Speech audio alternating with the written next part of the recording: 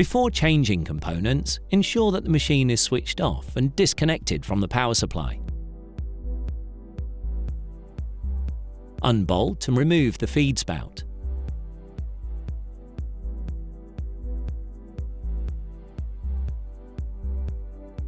Then remove the cage and the spacer ring. Undo the securing bolts to release the front plate. Using a socket, remove the bolt securing the tuning kit and lift out.